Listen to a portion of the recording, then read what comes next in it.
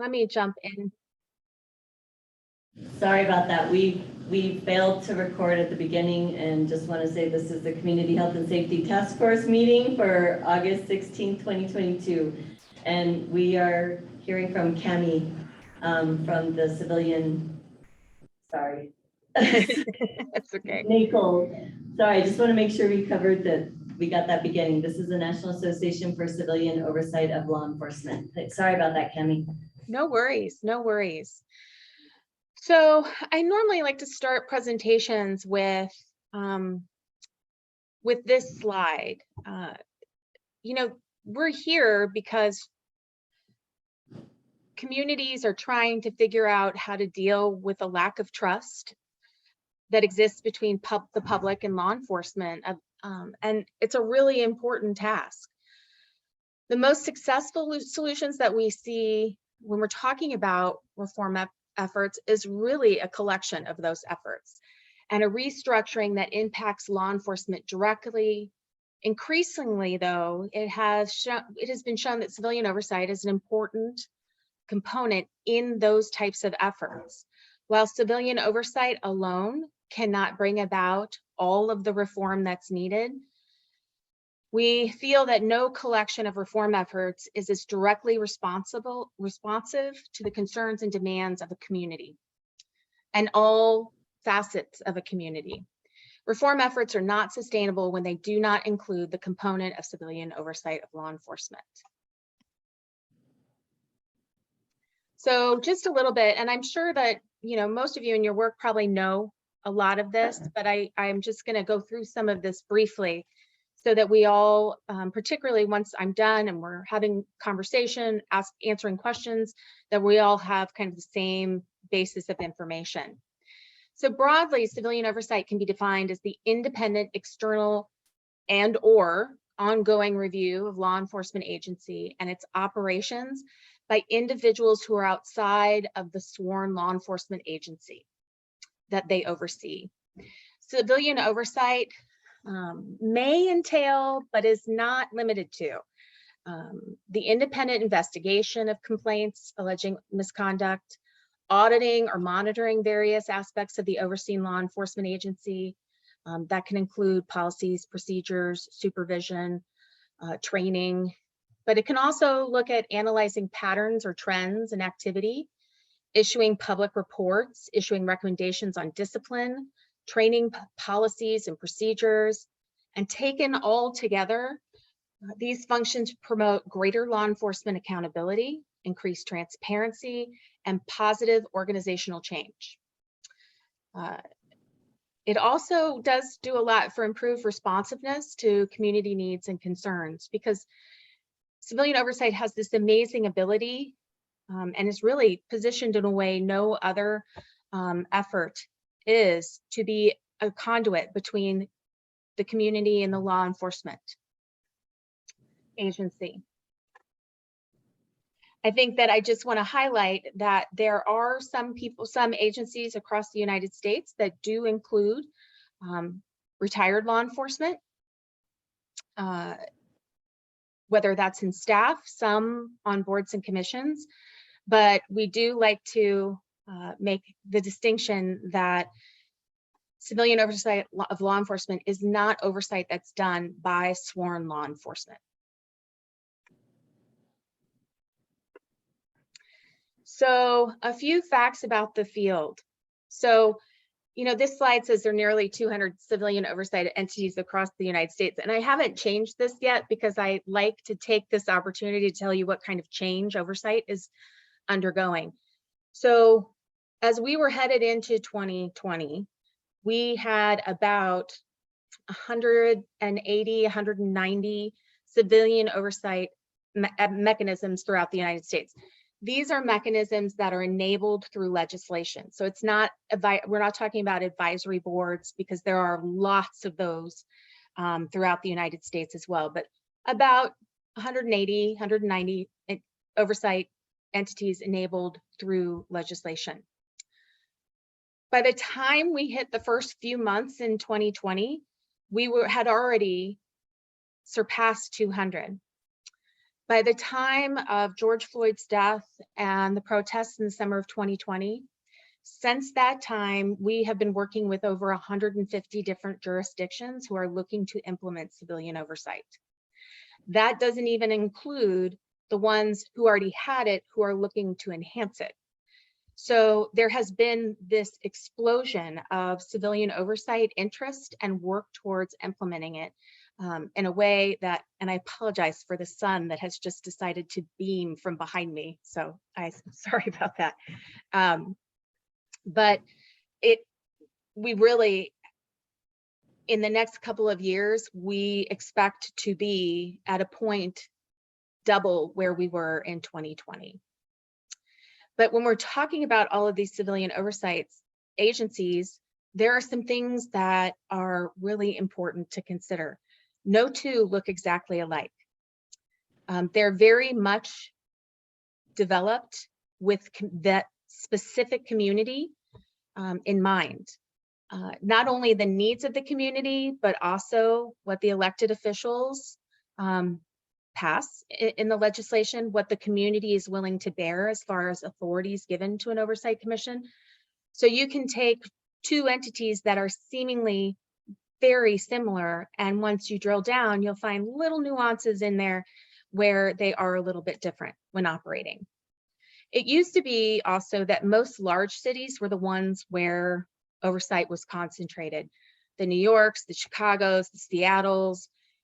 Now, the biggest growth in civilian oversight is medium to small cities. We have worked with a tremendous amount of cities in the last several years that are populations of 200,000 and below. Also, often, particularly when oversight first started in the United States, and really up until just recently, most oversight entities were formed in reaction to a very specific incident. We often refer to it as the origin story. Here in Indianapolis, it's a man by the name of Michael Taylor. Every city. Oscar Grant is the BART out in Oakland, the BART transportation systems origin story. So, but what we're seeing more and more is that oversight entities are being formed in a more proactive manner. Although some issues may exist within a law enforcement agency and their relationship with the community, cities are wanting to implement oversight before they have an origin story. That's the one that everyone tells every time they talk about oversight in their city.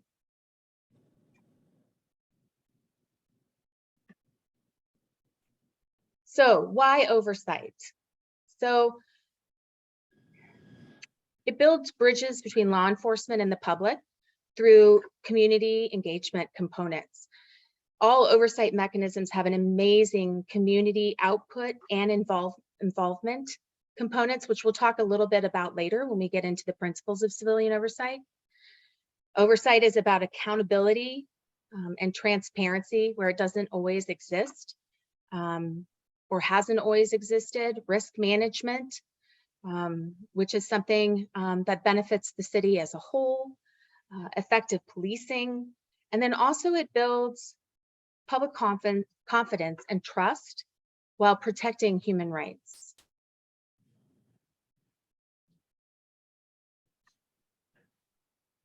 So earlier I mentioned about that reactionary versus proactive, and I wanted to dive down into that a little bit more. So originally, in the 90s and before, we only saw oversight really as a reactive response, created after a high-profile incident, responding primarily to individual complaints. You had to wait until someone came in to make a complaint in order for the oversight entity to kick into action. Reviewing policies in the wake of one or more complaints. Very much an emphasis on legalistic rules, recommending sanctions for individual officers, and really relied only on a form of deterrence. But what we're seeing now is that it's really moved more in a proactive element. even those cities where it has begun with some kind of high profile incident. Now, the reactive element will always be there of oversight because you have to have a mechanism that will address complaints as they come in, and deterrence if it stops misconduct. That isn't a horrible thing. But what we're seeing is proactive elements that are coming into oversight that really help move reform along and not necessarily deal with individual issues that arise. So it's looking at problems proactively, looking at the causes of the problems, not necessarily just the problems themselves. It really has a focus on organizational change. It looks at prevention and reduction of misconduct. And I will say, one of the things that we've seen in the last 20 years of oversight is much more of an emphasis on building partnerships with law enforcement rather than having an us versus them mentality. There are definitely areas in the community and work to be done that may have that, but in oversight, we are more focused on a process where it's focused on just that, the process, not necessarily being pro community or pro law enforcement, but pro process. And as I mentioned before, it is an excellent mechanism to build bridges between law enforcement and the greater community.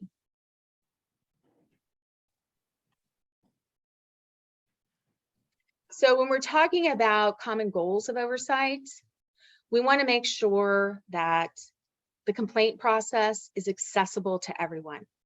You need to make sure that the complaint process considers the different languages that are spoken in a community, the fact that many members of the community may not feel comfortable coming to you to make a complaint. So, and also taking into consideration that not everyone has a computer that they can just hop on and file a complaint either. So all of the different aspects need to be considered. Another one is that a lot of communities grapple with is the ability to accept anonymous complaints. The realization that there are members of the community that very well may be the victims of misconduct, but they are too afraid to come forward to say it and file a complaint, and therefore trying to figure out how you can make sure that they feel comfortable coming forward.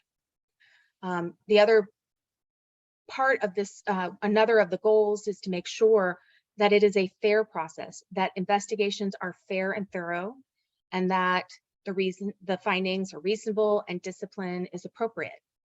We won't go into too many of the specific authorities today, but there are a lot of ways that people or jurisdictions deal with discipline. It is very uncommon for jurisdictions to have the ability to impose discipline. Although I will say I've seen more in the last year obtain that authority than I had in the previous 20 combined. But even if you don't have that authority, the ability to go in and do audits and make sure that discipline is being administered fairly across the board not only benefits the community, but it also benefits law enforcement. Because we do hear from a lot of law enforcement that is a problem. It also, by having an oversight mechanism in place, does improve confidence with the police. Also, bringing transparency to a often very opaque process has incredible benefits, along with being able to put out public reports that talk about accountability measures. And accountability not only of the police, but also of the civilian oversight entity, providing transparency in all areas. Cami, can I stop you for a second? Sure. Bruce, I saw your message that you had a comment about bullet number 2, but we'll save questions and comments to the end if that's okay. That's great. Okay, thank you. Thanks. Okay. So next, just a few more common goals, particularly those oversight entities that have the ability to look at policies, procedures, training, supervision techniques, and then make recommendations. They have the ability to improve policies, making sure that all of the investigation and disciplinary process is effective and consistent, reduce legal liabilities. There are some academics who have done some work on looking at oversight and its connection to reducing the payouts for misconduct that cities make. Also improving the public's understanding of police policy and training. You know, in its community outreach work, oversight also has this ability to be an education component for the community, to bring information about what kind of training and policies are in place, because most of us, not necessarily in this arena, but community as a whole, a lot of people get their information from other people, from TV shows, and just trying to make sure that the public has all of the information it needs to be able to work towards better policing, better community relations. So civilian oversight is very poised to do that. So I'm not going to go through all of this, the history of civilian oversight. I do love these two slides. I won't lie to you, but I do think it's really important to just know a little bit about the history of civilian oversight and the things that have gone on in such a long period of time, and the slow growth of it as a whole. So the first Oversight Commission was in 1928. It was formed by the LA Bar Association, and I will tell you, it had no enabling legislation, no city connections or government connections, and so they had no power, and they didn't last very long. We put the Wickersham Commission on here simply because it went in. It was really more about looking at issues around lawlessness and policing and prohibition. However, what they found, and we hear for the first time, is the recommendation that there is a disinterested party formed to review the lawlessness that they find in policing. Unfortunately, not a whole lot of people listened to the recommendations, and nothing really happened for a while. But we start to see in 1948 oversight boards formed in Washington, D.C., then New York City. Both of those were just, and the one in Philadelphia in 1958, actually all three of those were just ways.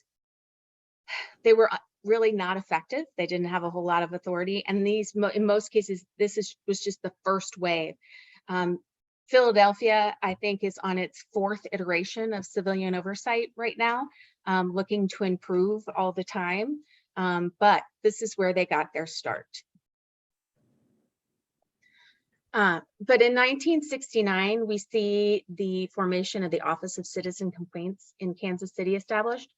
And the major importance there is that it is still in existence in its original form. It's the longest running, continuously running oversight entity in the country.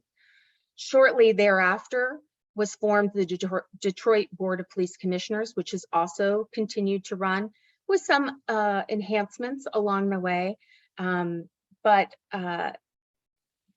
also has been running since the early 70s. In 1973, we have the Police Review Committee in Berkeley, and that was really important because it was established through voter referendum, and they also had independent investigatory powers, which was huge. Both of those aspects were huge at the time. By 1980, we had a whopping 13 oversight entities in the country, but by 2000, we were up to 100. And between 2000 and 2020, we started to see different types of models of oversight really starting to come forward.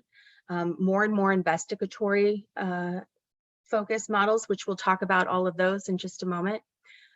More that we're focused on auditing and monitoring and reporting out to the community, a lot of transparency. So we also started to see oversight morph into different directions as well. And as we talked about earlier, by 2020, approximately 200 and counting. So next, we're going to jump into civilian oversight models in the United States.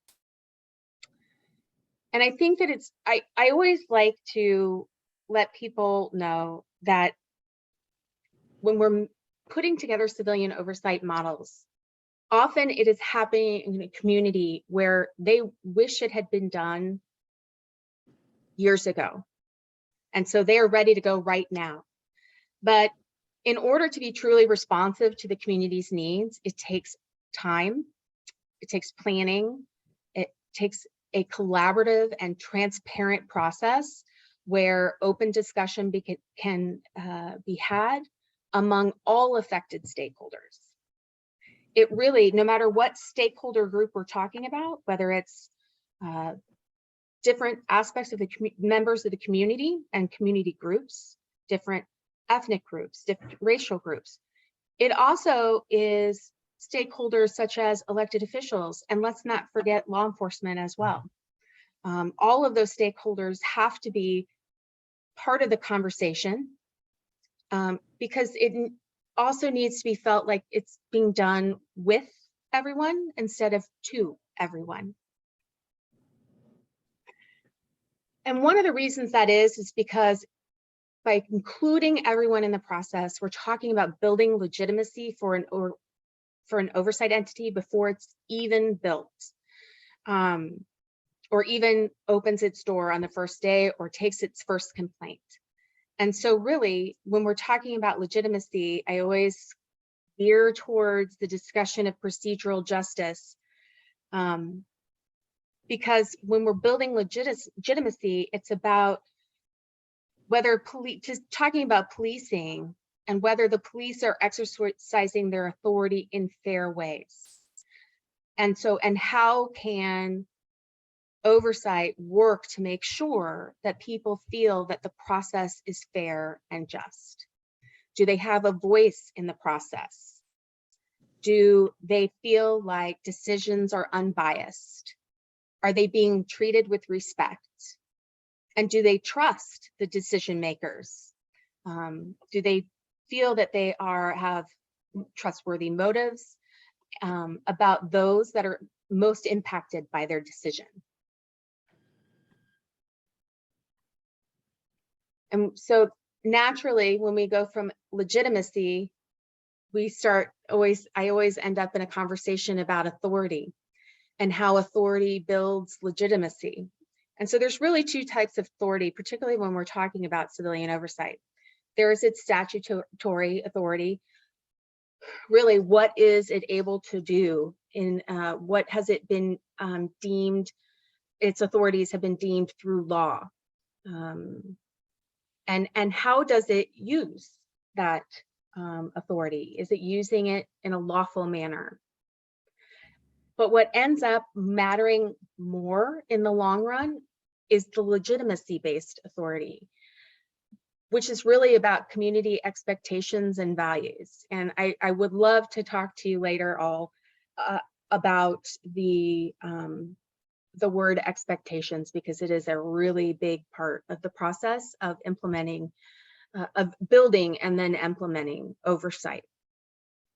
So when we're talking about legitimacy-based authority, we're really focusing on many of the things that we've talked about already, like a proactive approach, making sure there's lots of engagement and outreach with the community, making sure that it is willing compliance rather than something that is imposed on people, and remembering that the quality of the process is often more important than the outcome. Not always, but to many, knowing that the process is fair and just tends to make a very big difference in how they feel about the outcome. And it's also about changing the conditions that allow misconduct to occur. So with that in mind, let's talk just briefly about the different models of oversight. There's three basic models: the review model, the auditor focus model, and the investigative focus model. And then we have this big catch-all over here, the hybrid models. So let's start with the review focus model. So this often ensures that the community has the ability to provide input into the process. Community meetings are very important for the review focus models. And it's not just about having a public meeting where you let people come in. It's also about getting out into the community and making sure you're meeting them where they are. It's not just about talking to them. It's also about listening and figuring out what are the problems they see in their community, and also being a conduit for that information back to law enforcement. It's also about having someone outside of the sworn chain of law enforcement review investigations can increase public trust in the process. And an individual or board or commission authorized to review the completed internal investigation can sometimes allow to publicly agree or disagree with the decision, put those in reports, and often when they disagree, be able to go back to the chief with their disagreement and have that conversation with a response that then also is public. The range of authority for a review-focused model traditionally has been limited. I'll just say that. However, we are seeing review-focused models that are tending to do more now with data collection, sometimes policy analysis. But really, if we're talking about it in its most traditional sense, it's about reviewing, receiving complaints, forwarding them to a law enforcement agency, who then does the investigation. Once that investigation is done, then it comes back to the review board to review, look at everything that went into the investigation so that they have the same information that law enforcement had when they made the disposition on the case. They also often can hear complaints, hear appeals from complainants or subject officers, hold public forums, and also making very sure that all of their meetings are held with applicable state laws and union contracts in mind. Next, we have the investigation focused model. So this is when a complaint is made and there are outside independent trained investigators who do the complete investigation.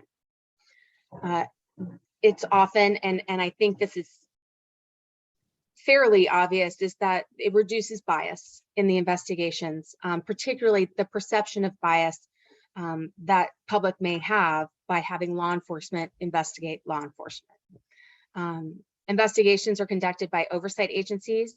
In most cases, they don't rely on investigators within the police department, but I will say there are examples of where they do. For instance, Seattle's Office of Police Accountability, the head of internal affairs is actually a civilian, and half of the office, or around half, I don't know exactly the split, but about half of the office are civilians, but they also have officers who are seconded to the Office of Police Accountability to help with investigations. And one of the benefits of that is that they tend to not have any problems with access to information.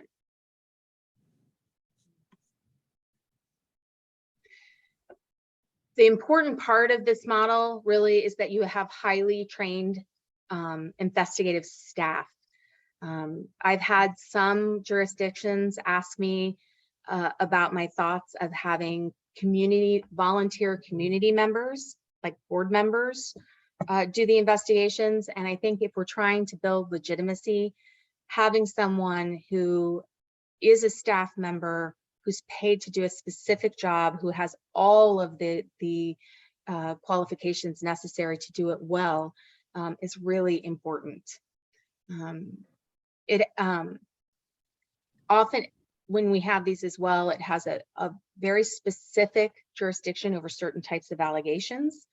When you're forming a civilian oversight entity, you have to think about, do they have jurisdiction over just external complaints of misconduct, or do they also have internal jurisdiction over complaints? They have to be able to have a lot of access to information, the ability to gather evidence, prepare reports, but also most of them have the ability to make recommendations or findings, not only to whether or not the evidence supports the allegations in the complaint, but also if there's anything that needs to be done further to help prevent that complaint from happening again. So the last of the three that I was going to talk about today is the auditor monitor model. And so this is seen of the three as the most proactive. Really came about in the mid-2000s as a result of political compromise between community activists and law enforcement agencies. But what has happened is that compromise has produced something that often is seen as a way to move reform efforts forward. There are a lot more robust reporting practices. They trying to make as much information as is legally possible transparent and available to the public is often one of their key priorities. And what we see is they often promote long-term systemic change in police departments. I think it's good to note that they tend to be less expensive than full investigative agencies. They tend to be more expensive than review focused agency models. And I really tell you that so you can kind of also, because city budgets, county budgets are always a factor, whether anyone wants them to be or not, tend to be a factor when oversight is formed, when we start talking about staffing. So I do like to be upfront to talk about that aspect as well. Auditor monitors do some pretty incredible things though, and I love giving this example. So an auditor actually in Tucson did a audit of complaints of chokeholds. And as she was doing the audit, she realized that the same chokehold complaint was coming up over and over again. Well, in Tucson, the chokehold has been banned for some time within the Tucson Police Department. And so it was troubling that all of a sudden there was this flurry of activity and misconduct complaints surrounding the use of the chokehold. When she looked further into the complaint, she noticed, because she was doing the audit, that the badge numbers were in close succession, which meant they were likely from the same recruit class. A little more digging found out that that recruit class had been taught by someone from a different police department where chokeholds were allowed. So they were able to know what the problem was, go back in and retrain that recruit class and keep them from the misconduct from recurring. So that's just one example of how that audit monitor piece works.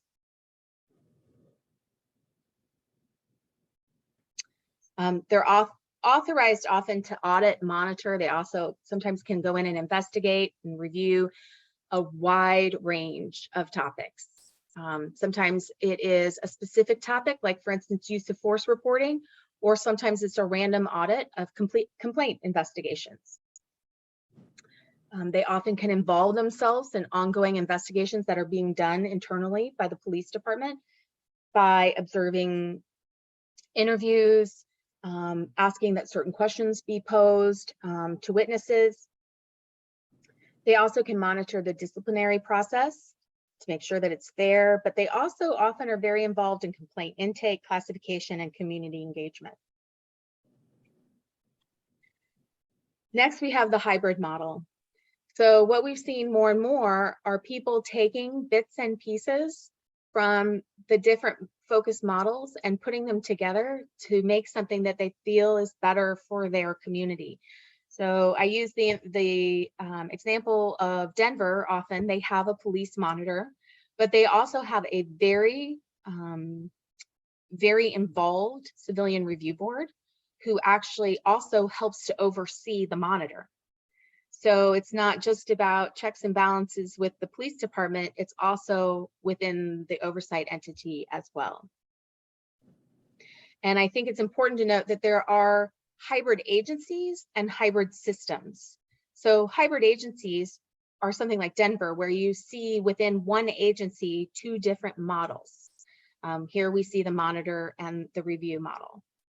But there are also hybrid systems where you see cities that have more than one oversight mechanism operating in the same city.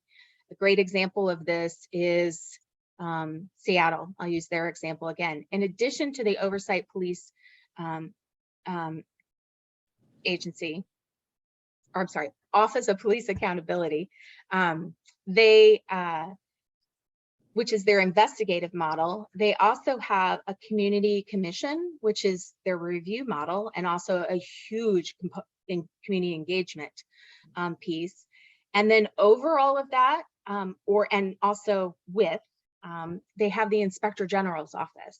So they all provide different functions. They also, in addition to providing oversight of the police, they also provide oversight of each other.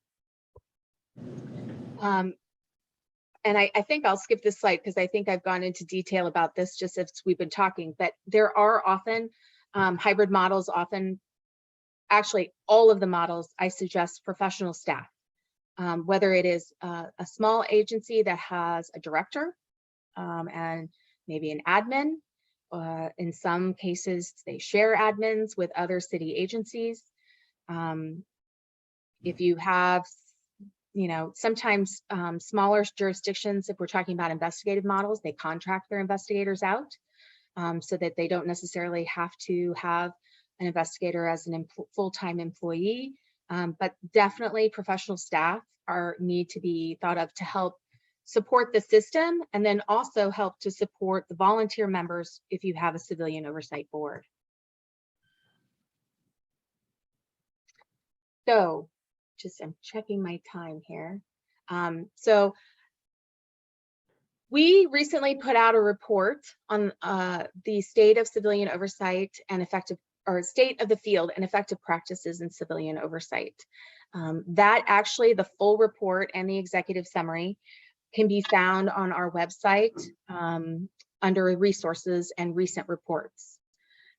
So I won't go too in depth with any of this because I want to make sure there's time for questions, but the 13 principles of civilian oversight really focus on what you need to be considering as you're building civilian oversight, whether that's independence, public reporting and transparency, procedural justice, adequate funding and resources.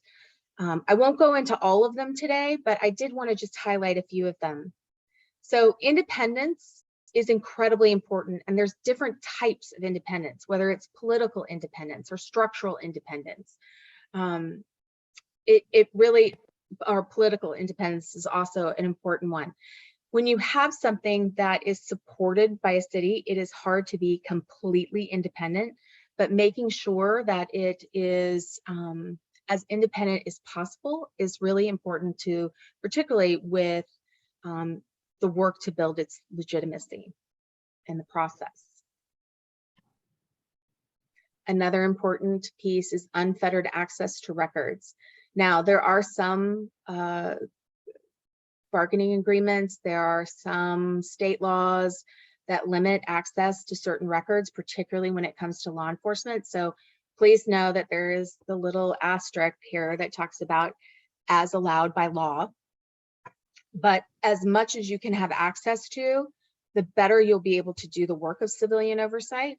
And then because you have the information to make informed decisions and work through informed processes, you're going to do the work better and it's going to have a better outcome. And I should note, although it may not pertain to what you're doing there, access, it's not also access just to records. It can also be access to facilities. So we do have a lot of oversight mechanisms now throughout the country who do oversight of jails and prisons. And so having access to those facilities is also really important. Public reporting and transparency, I can't emphasize how important this piece is. This is the oversight entity's connection with the broader community. It's where information goes out and people can see what's being done. They can also see what's happening. It's important to note that they shouldn't be censored or modified by law enforcement or political entities. They need to be written in a very accessible manner and translated into as many languages as necessary to reach as many people in the community as possible. We suggest that at least one annual report is done a year. However, more frequent reports, particularly if there's a special audit or a special study that is done, or a high profile incident, or an incident of great community concern, additional reports should be thought of as necessary so that you can get as much information out to the public as possible. Full cooperation. There's not a whole lot I can say about this other than it's really important to be able to do the job.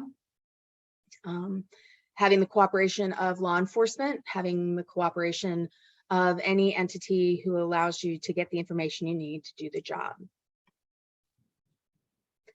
And then adequate funding and resources. I have never worked with an oversight entity who has told me that they are completely overfunded and overstaffed.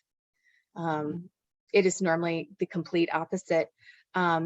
There are a couple out there where they have come into large funding, and I'll let you all know how that goes, because I think they're so used to being underfunded, I'm not sure they know yet what to do with all of the money. But making sure that there is enough funding and enough staff to actually to carry out the mission that has been given to them is really important. You don't want to set an agency up to fail because of a lack of funding and staffing. And then the next two are really about the output and the input. And we've talked about community outreach a lot throughout this, and I'll just say that it is really important to have the output piece where you're building awareness, you're educating, you're working on building coalitions, improving relationships, recruiting volunteers. But even more important is to make sure there's the input from the community, making sure that they feel like they have a voice in the process as well, and that their voice didn't stop being heard as soon as an oversight mechanism was put into place. Just really quickly, I won't go in depth about this, but a lot of people always ask me, what are the best practices that we can do? So there's a lot of problems that we're working to resolve in the field of civilian oversight, and that is, a lot of that is surrounded by evidence-based practices. Until recently, there has not been a lot of research on oversight. And one of the reasons is because it has been formed for the most part in a decentralized manner. As I mentioned before, no two look alike. And there's no standard of data collection. So trying to figure out what's working best has proven very difficult. But while we're working on figuring out how we can have more evidence-based civilian oversight, we really have moved to an effective practices framework where we can talk more about, by gathering information, not only through academic or literature reviews, but also through talking to the people who are doing the work in different areas with different mechanisms, talking to them about what is working in their community. And by doing that, we've come up with an effective practices framework that really seems to provide us the type of information that we need as people are building mechanisms. And if you're interested, I will just leave it there like that for tonight. But if you're interested in knowing about effective practices, in the report I mentioned earlier, the second half of the report is all about effective practices in different areas of civilian oversight, whether that's community engagement, complaint process, investigative process, mediation. So that is a great resource when looking at what seems to be working throughout the country for oversight. And we'll continue working with those that are funding research to try and get more information, because really there is not a community that I've talked to that hasn't said, so where is the evidence that this works? So I'm gonna just skip down to the end because I feel like and hope that you all have questions for me. I will say that one of the things also beyond this talk that we're doing tonight, the oversight community is very generous in its willingness to give information to others. So as you're going through and doing this work, please don't hesitate to reach out. You know, if you have a question about, for instance, mediation, we love to help facilitate networking between communities looking at mediation and those cities who have already implemented it, so that you can learn from what they're doing, how they wish they could have done it different, and what's really working for them. So things like that. Just know that my conversation with you here doesn't have to end this evening, and I can also help to bring others into it when needed. Excellent. Thank you, Kemi, for your detailed presentation, and there was a lot of information that our working group have been just wanting to consider. And just so you know, our task force, we have different working groups. We have an alternative response models group. We have community engagement, and then the policies and practices. And Annie Rasquin was the one that had reached out to you. Unfortunately, she had a work commitment tonight, so she couldn't join us, and she was really wanting to be here.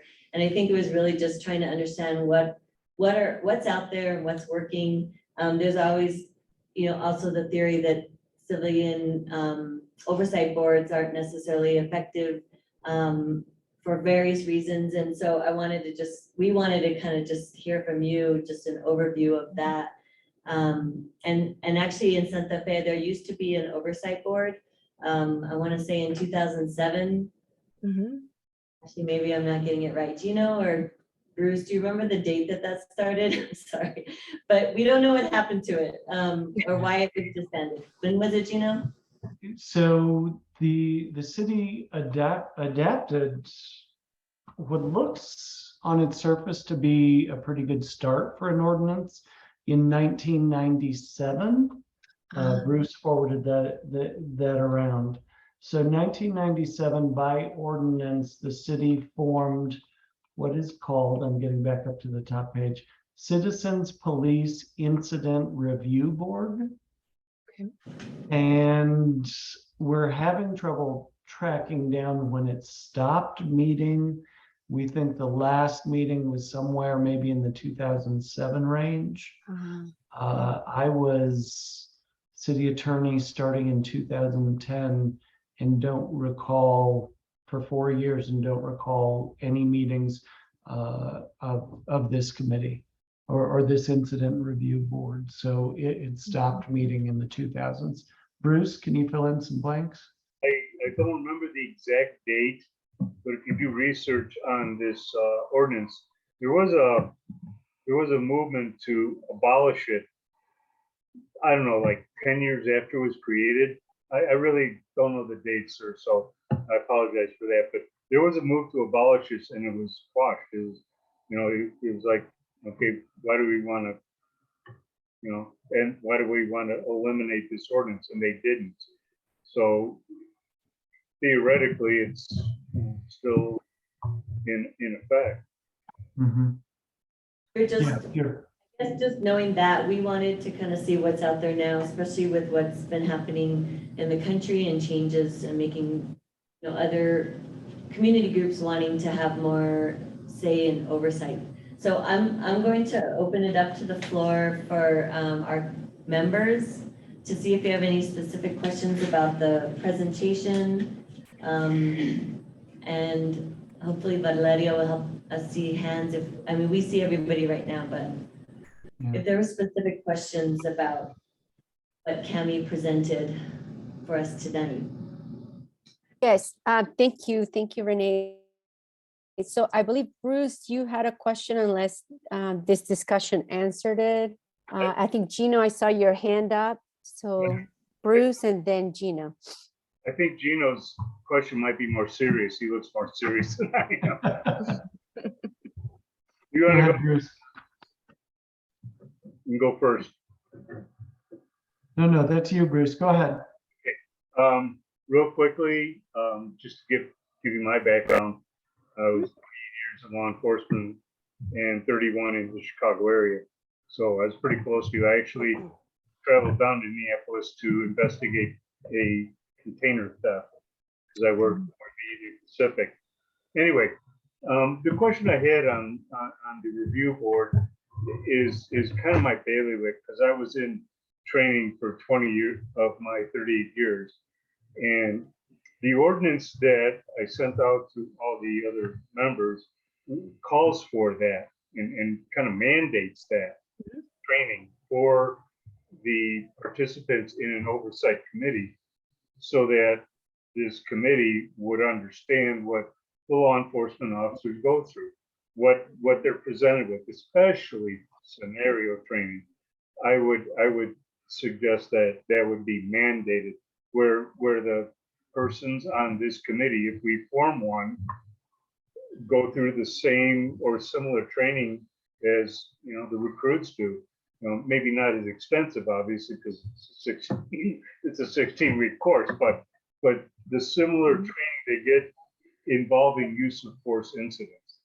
That's what probably would have to be concentrated on because that's what you're reviewing. You're reviewing use of force incidents. So that's, you know, kind of where I think if this committee pushes or not push, that's the wrong word, recommends a oversight committee such as this, that they follow the ordinance that is already in place and that mandates training, but maybe embellish on it to include, because I don't think they had scenario-based training back in 1999.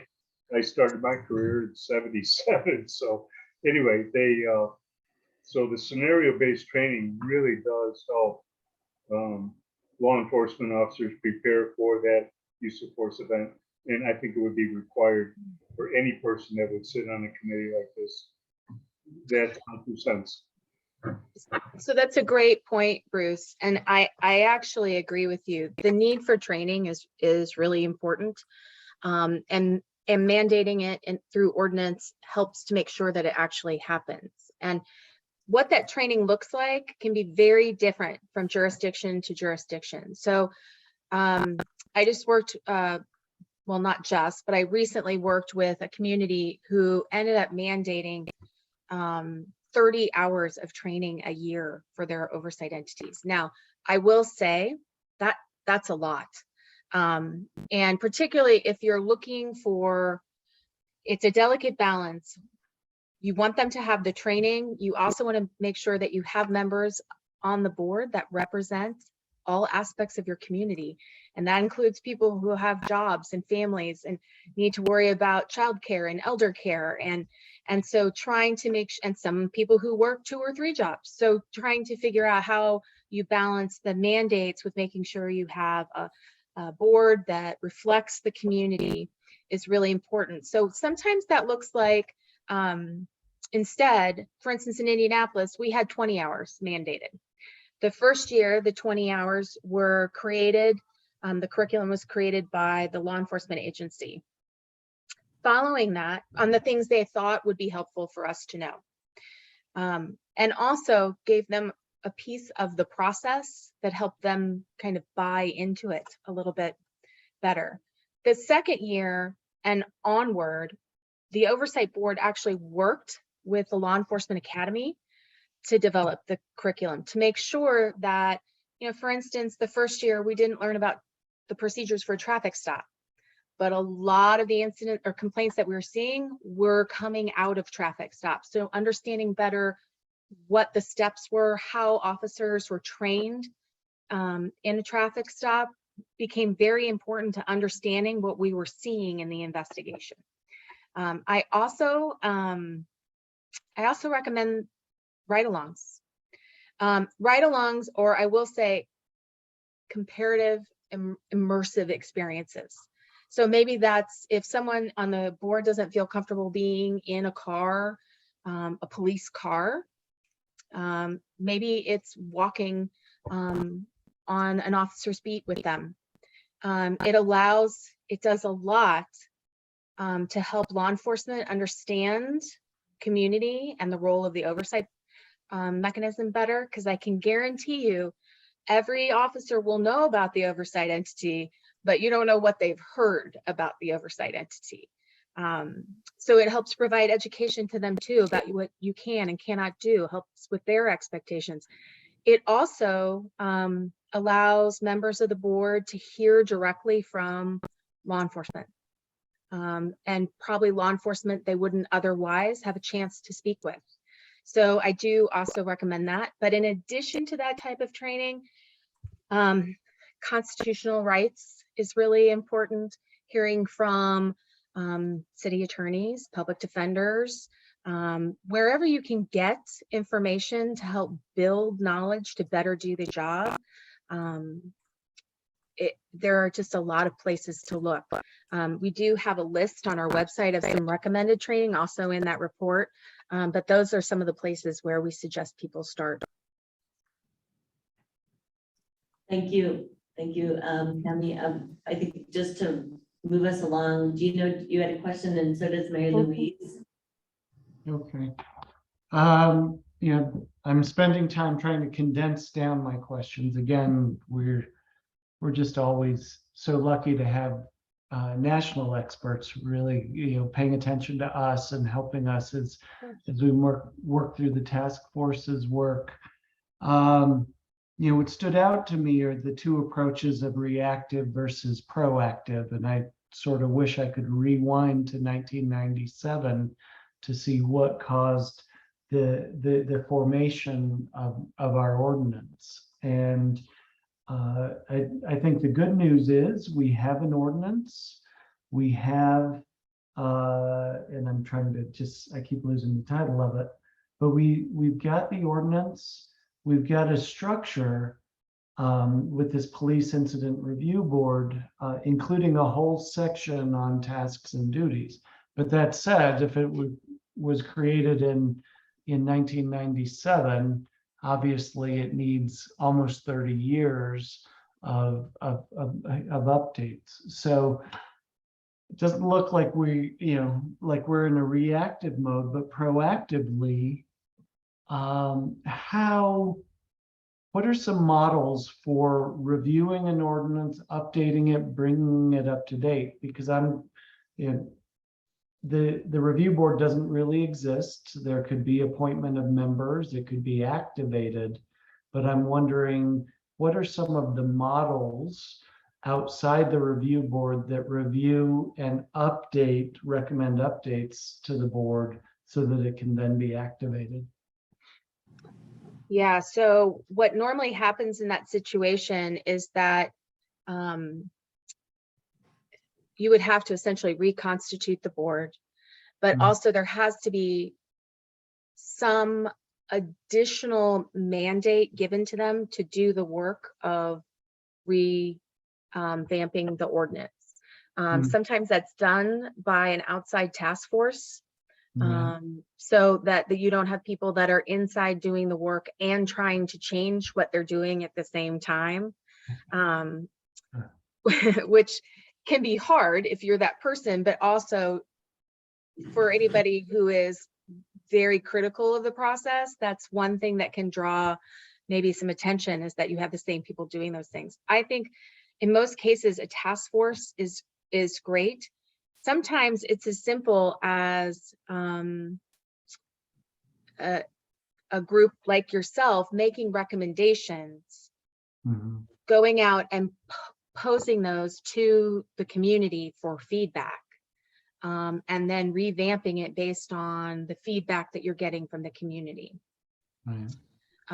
So Well- sometimes cities just do it in a very small, confined way, which I wouldn't recommend, because the city, and from what I do know of Santa Fe, it's a city who likes to be involved community-wise, and like most, I guess, but still, cutting them out of that process might not go well. So a way that involves them also before something is finally enacted would probably be very appropriate. And also, I'll just say, so the Tucson Auditor, their ordinance was put into place in 1997 as well. And since that would make the two of you, Tucson and Santa Fe, really the only oversight mechanisms in the region at that time. So I'll reach out to her. She's no longer the auditor, but I'll reach out to her and see if she has any information, if there was an event that prompted it, and see also, because she's also the auditor really up until 2014, I think. See if she has any information for you and pass it along. Okay. Thank you. And then, for a moment there, I felt a little silly because, this can be one of our roles as the task force, and that might be a little more obvious to some, to recommend the updates and the changes to this. But, it's such a big lift that it may need some focus, and maybe not be part of many reviews, but part of its own review. Okay. And just one more thing on that. So in some cities, not necessarily that are looking on revamping an existing ordinance, but are looking at trying to create one from scratch, they often will form a task force specifically for the purpose of putting together recommendations for those changes.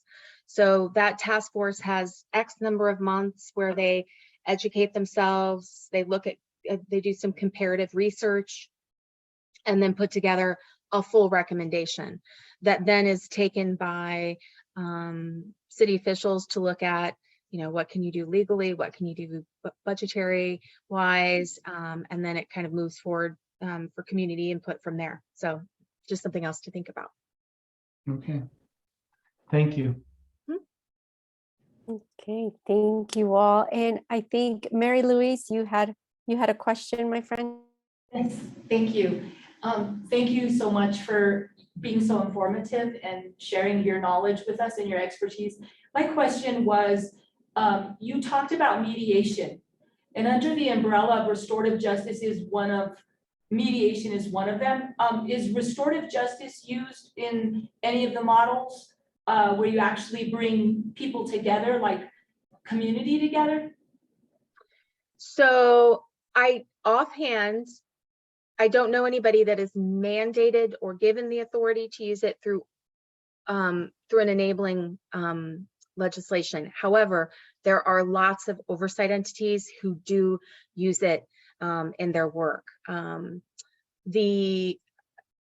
often they use it particularly when either where everything comes together to create a moment of crisis.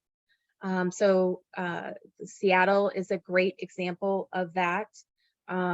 Or they use it when there are critical incidents, and it is a way to, well, I mean, it's an excellent way to bring everybody together in a way that allows voices, but voices in a safe environment. So yeah, lots of them use it. Thank you, thank you. Of course. Beautiful, thank you. I see Marcela has her hand up. Go ahead, Marcela. Hi. Oops. Really thorough and wonderful presentation. We really appreciate you being on the call tonight in the meeting. One quick comment and then a question. And I do believe that the ordinance in the mid to late 90s was reactive because of some problems with the police department. It was before I moved to Santa Fe. I moved to Santa Fe in 1998, but I heard all those stories from some of the founders of our organization. And so not quite sure what the details are, but it would be interesting to learn about the circumstances leading to the creation of that ordinance as we move forward.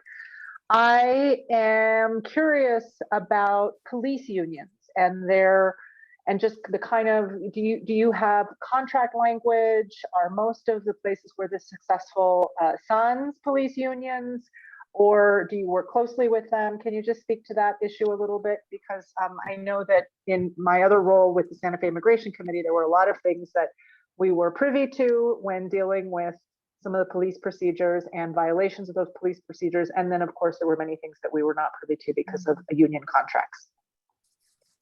So I have to be honest, unions often tend to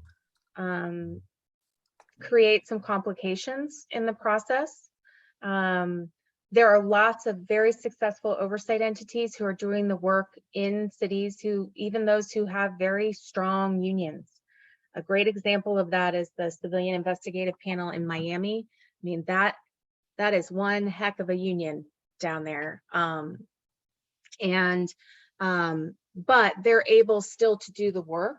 They just, when there are contracts in place, you have to make sure that the authorities and the day-to-day duties are falling within existing contracts. And then part of that work, and it often can't be done by the oversight entity itself because they're in there working for the process. But there is often this secondary process where you work to make sure that as other contracts come online, that there are things put in place that promote civilian oversight and the transparency and accountability pieces in a way that also, I'm hoping sometime before I leave this earth, I can help everyone understand that oversight benefits every aspect of this.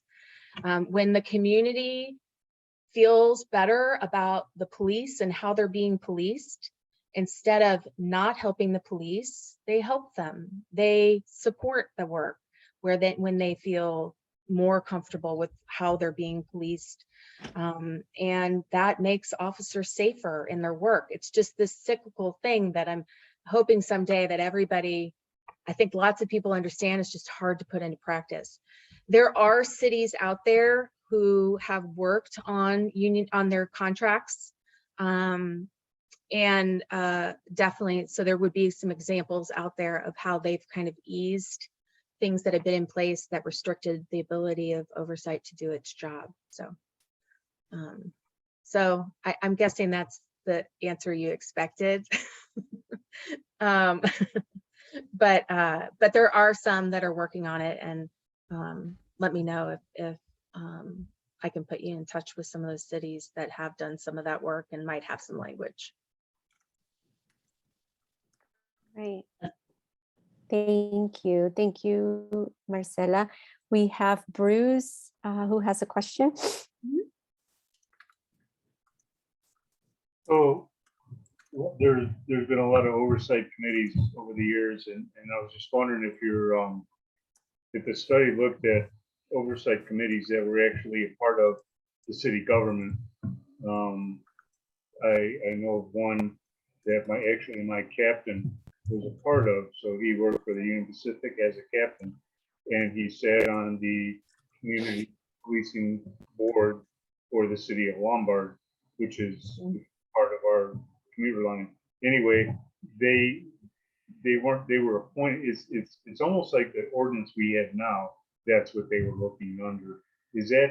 Are any of those organizations or committees where they looked at and their successes or failures or anything like that? I don't know if you understand what I'm. Yeah, well, if I understand what you're saying, so we only looked at those oversight entities that were formed with legislation. So if the city through like an executive order, or sometimes, like for instance here, I sat for a very brief time on a sheriff's advisory committee where the sheriff appointed both community members and some of his deputies to an oversight committee.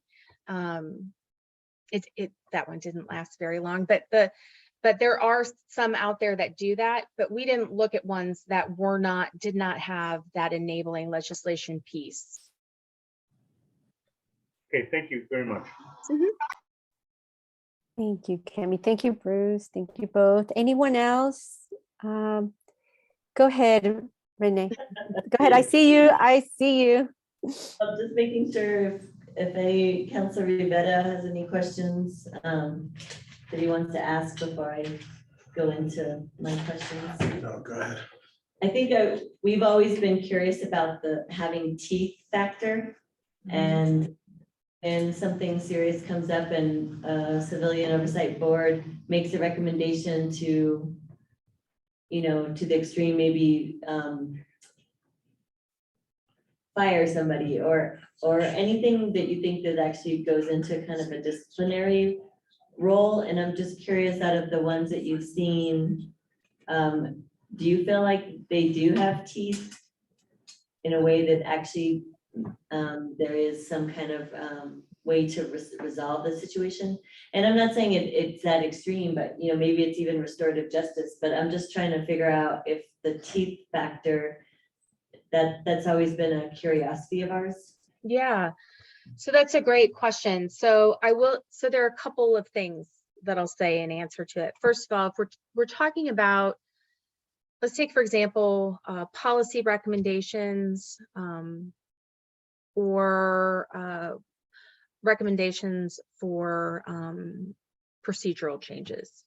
One of the things that a lot of cities are starting to put in place, and I highly recommend, is that there is something in the ordinance that talks about not only does the oversight mechanism have the ability to make those recommendations, but the law enforcement is required to respond to them in writing within a certain amount of time. What that does is allow recommendations not to be ignored. It also makes sure that everybody understands that whatever the response to that will be known to all. There's no more behind the scenes work in that regard. That becomes really, really important. Another thing that people have done is when they write reports, they tend to do a summary of all recommendations in the last year that have been made and all of the responses to them, so that there is a record in one place of how all of that is being received. Some cities also require that if a recommendation is implemented, that there is a follow-up to see once the recommendation was approved, was it actually implemented and what was the result? So for instance, a city does a report where they find that, or does an investigation where they find that use of force reporting, there's some serious flaws in the way that they've been doing it. So they make a list of recommendations, most of which were approved by or accepted by the law enforcement agency. A year later, they went back and did another audit of that so that they could see if those recommendations that were accepted were actually implemented, and also did those recommendations actually improve the process. So it also provided some accountability for the oversight office as well. But definitely those types of things aren't, they are the teeth that you talk about, but not, they're not something that really, it's not the sink into bite. It is things that hold people accountable within the process. I think that also, I'll say in regards to discipline, I hear from a lot of communities that they want to have the power to recommend or impose discipline. I often, when people talk about imposing discipline, the question I normally ask is, well, who will oversee you then if you're the one doing the discipline? Because I mean, discipline's pretty big deal. So I often say, if you're going to have anything to do with discipline, recommendations, and if you can't even do that, auditing the disciplinary process to make sure that it's fair and consistent is a pretty good start to making sure that things are being done the way they should in the community's eyes, but also in the line officer's eyes to make sure that that's being imposed equally and fairly. So I think also part of that, the whether or not you have teeth or not, there's lots of ways to have an effect and to make change. You just have to make sure that it has the intended consequence that you want it to have, like, for instance, imposing discipline. So that needs to be part of the conversation as well.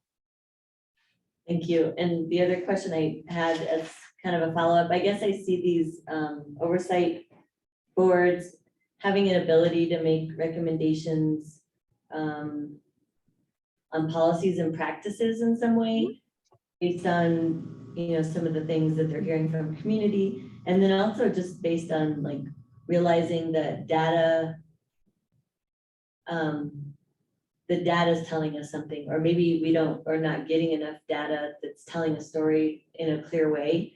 So I guess I'm just curious if there's ways that you've seen the oversight boards as a way of just being not just sounding boards, but helping to kind of shape, making continuous recommendations as needed. Obviously, it sounds like there'll be limitations with the police unions, which is one of my questions as well. So do you see that as another way that they can be involved? Not necessarily reacting to incidents, but really being more proactive? Actually, I think it's an excellent way for them to be involved. Being able to look at policy recommendations or policy and make recommendations is a way to really step in and help make long-lasting change. The piece of that, though, is that you have to make sure that there's a good understanding of the existing policy. There's research done on if this policy that you're recommending exists elsewhere, how is that playing out? So it's definitely, it has to be a very informed process, but really it's part of that proactive piece. How can we make it better, law enforcement better for the community and for them being part of the community as well, in a way that is long lasting and worthwhile. Now, saying that, I do think, having, I'm not allowed to really have favorite models and favorite mechanisms because, a lot of people have the mechanism that they were dealt by the legislation that they were given.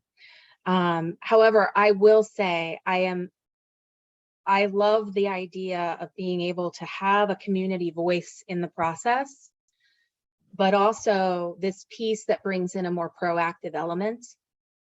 That's why I think the hybrid mechanisms are so popular, because you're able to do some really good policy work and have a community voice. And sometimes, the person who staffs your board can be someone who also understands the policy work, maybe even knows how to audit, understands data. So there's all of those pieces that you can kind of combine into one. But I do think being able to do more than just review whether or not you review a case and decide whether or not you agree with the same findings that the internal affairs came to really makes it a better model, in that it helps the community long term and not just one incident at a time. Thank you. Thanks, Kimmy. Thank you, Give your Kimmy. hand up. I couldn't hear you, Renee, but Monica has her hand up. Did you have another question? Okay. Go ahead, Monica. Thank you. And thank you so much for the presentation and for everybody's questions. Renee, sort of, that's what I was curious about, is the teeth. And just to follow up with that, and you sort of saying that you don't have a favorite model, which I respect, but thinking forward to our sort of report writing that's going to happen, because we're going to make recommendations to the city, it would be wonderful to see, and I don't know if you even have this, but what you think is the most comprehensive model for this, whether that is real and actually exists, or what it could look like. I'm sort of curious about the authorizing ordinances or statutes and how we might be able to make a really concrete recommendation around this, where the oversight, the civilian oversight, if the city were to choose to sort of form this and go through with it, give it, some of that, some more teeth, different ways that they can evaluate progress, through the process, and access to data. Because I could see that, one wonderful way to set up a task force, or excuse me, a oversight committee would be to grant them access to data in a way that, and easier access to data versus having to do IPA requests and that sort of thing, or public records requests. So I'm just curious if you have that, or if not, if that's something you could send to us, just even if it's a couple different authorizing statutes or ordinances that govern some of these oversight committees. I think it would be great to look at them. Absolutely, I can. And I can also send you, we recently worked with a community that is approximately the same size as yours. A law enforcement agency that definitely, depending on who you talk to in the community, they had different feelings about it. But they were, for all intents and purposes, this was a proactive approach to establishing civilian oversight.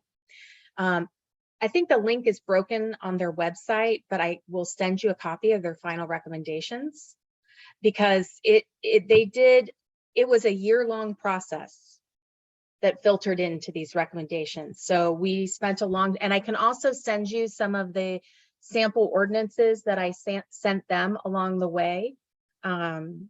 They ended up recommending a monitor with a community review board.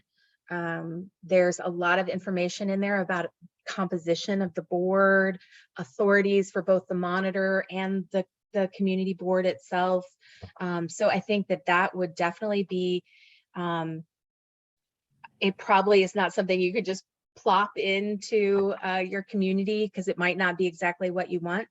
But it definitely would be a great starting place. And I'm happy to share some of the ordinances, so you have that language as well.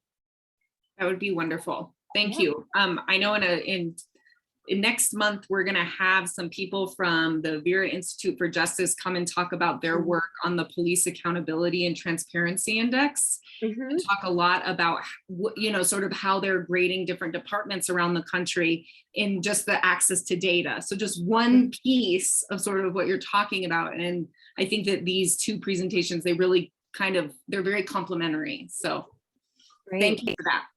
I'm so glad you're getting to hear from them. They're doing great work. Thank you, Monica, and thank you, Cami. Bruce, I believe you're up next, and just being mindful of time. Yes, thank you. Question concerns reporting, and I was doing a little, I did some internet searching. Lakewood, Colorado. Do you know anything about Lakewood? They're a suburb of Denver, but they have a really nice website for reporting incidents involving the police department.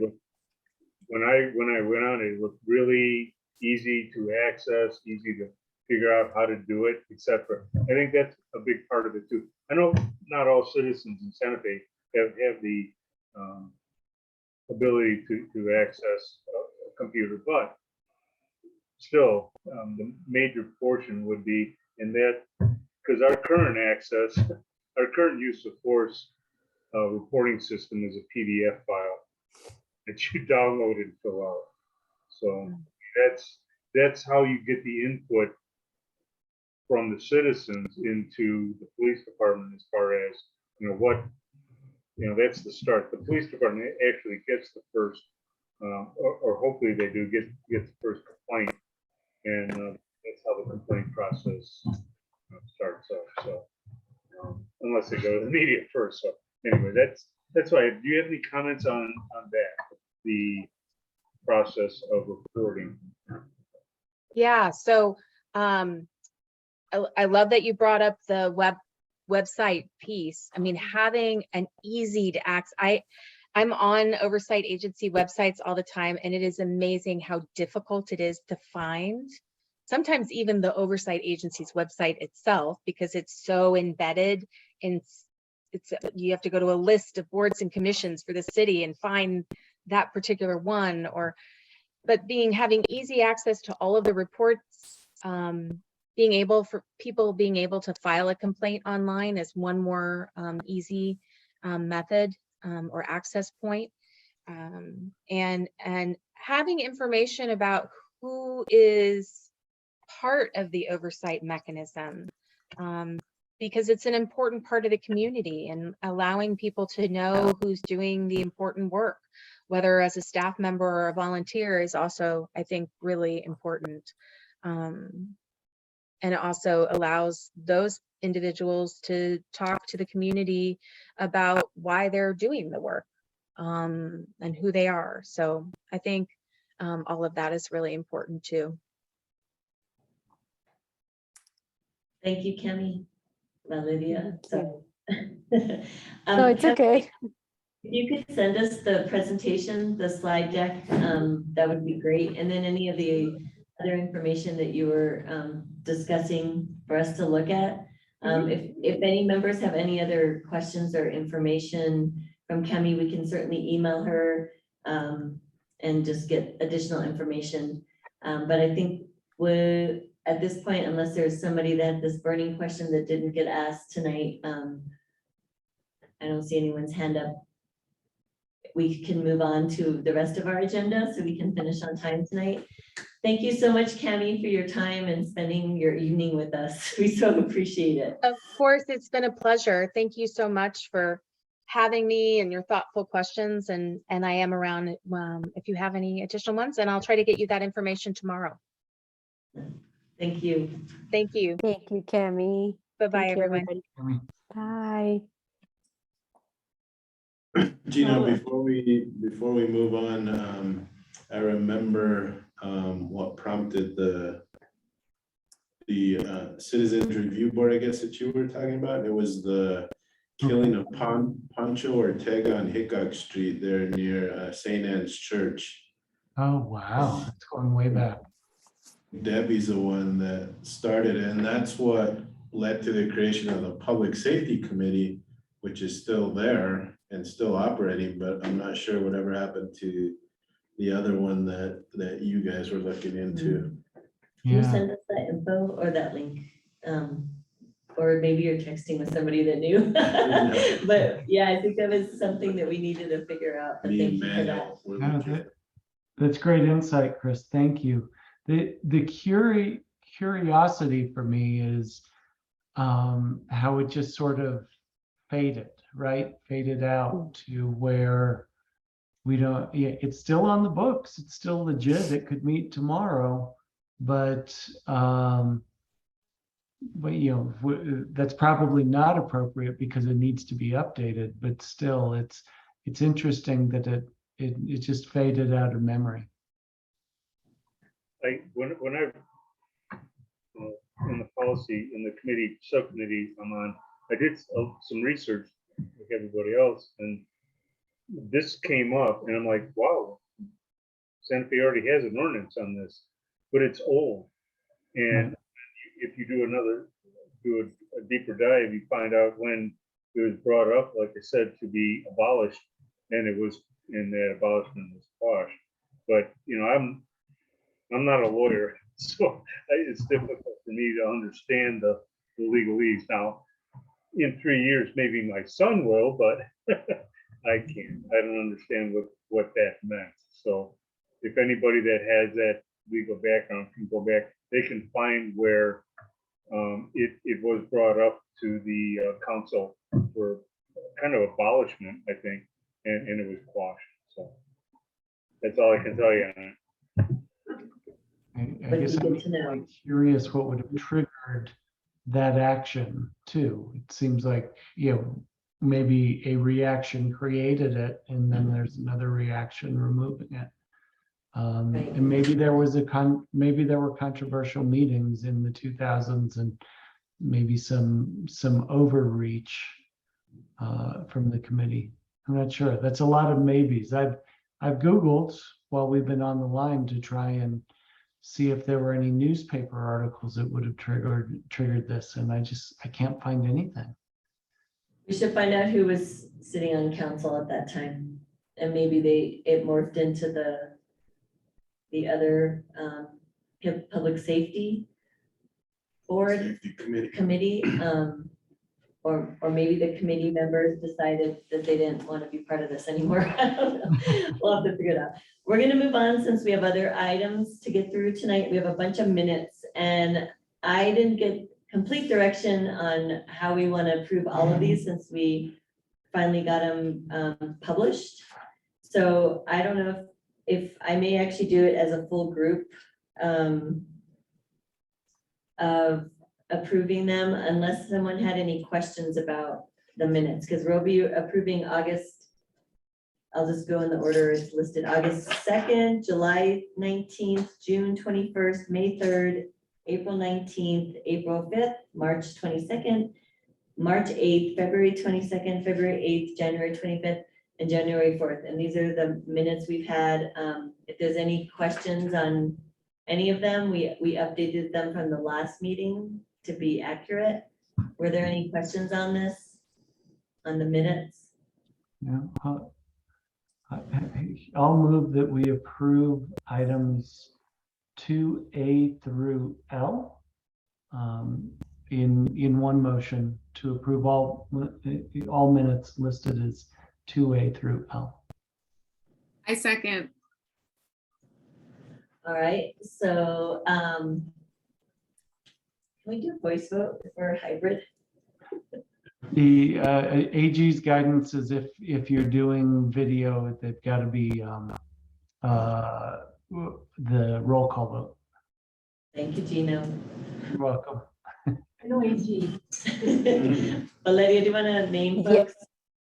Yep, absolutely. So Gino motion to approve A through L, January through August 2022 of approval of minutes. Monica second. So in the roll call, we have Rene Villarreal, Chris Rivera, and I'm gonna mess up last names. I'm so sorry. Mary Louise, just- Monica, Gino, and Bruce. Did I get everybody? Hold on, Valeria, we have to do it individually. So I said yes. If you could call. Oh, for I'm the name sorry. And then go. each Yeah, person. just call our name apologize. and then we vote. Okay, thank you. Okay, so Renee said yes. Mary Louise, Yes. Chris, Yes. Monica, Yes. Bruce, Yes, and Gino. Thank you. Yes. Thank you, Gino. Do we have a quorum? We lose Marcella for some reason. 1, 2, 3. Yes, she had to leave early. She said she had to. All right, so minutes are approved. We'll move on to communications from co-chairs. Chris Rivera, you have anything to share? I don't think so, not tonight. I'm trying to think if there was something that we were supposed to say. Is The last time that the contract with UNM was signed. And, oh, do you have some? So it's signed on the city side, but not on Still on UNM side. here? UNM's not on the city yet. Okay, well, that's communications from staff, and Manuel just told us that the city finished our signatures at UNM and they have to do final. I thought they signed it though. That's what Julie said. No, it's still in the process of them reviewing it and getting all some of their backup information in. Okay, It's required. that's new to us because it was told that UNM was like ready to go, but, all right, so, anything else, Chris? Okay. Moving on to communication from staff and/or facilitator, Valeria. Yeah, so I have two check-ins. One is with you, Renee and Chris, about September 6th meeting. I have it in my notes that there's a conflict with a finance committee meeting. So just wanted to confirm if we're on or not. And if we're not, perhaps, I don't know if maybe working sessions can happen, and I'm happy to join so that I can help with tracking progress. So I'm wondering, this is just a suggestion, because of the holiday on September 5th, all city meetings get moved to Tuesday, and so it conflicts with finance. Technically, in 2 weeks from today is August 30th. We didn't plan to have a meeting that day, but we could have a meeting instead. And I'm trying to remember was there a presentation on September 6th that we planned? No, it's the following meeting. Okay, on the, Hold on, I'll be more precise. On the 20th of September, per Monica. Thank you, Monica, for all that work, by the way. so I guess it depends on you all. Chris and I will be in finance on Tuesday, so working session or working groups could meet, although we wouldn't be able to participate. The other option is to have working groups. Maybe have a working group session, since we haven't necessarily had much time for that, on August 30th. Or whenever you actually all want to be in your working group sessions. I guess it would be up to you. What does the group feel that would make sense? Maybe we skip September 6th meeting and then just have a working group session between now and the time we have the next regular meeting, which would be September 20th.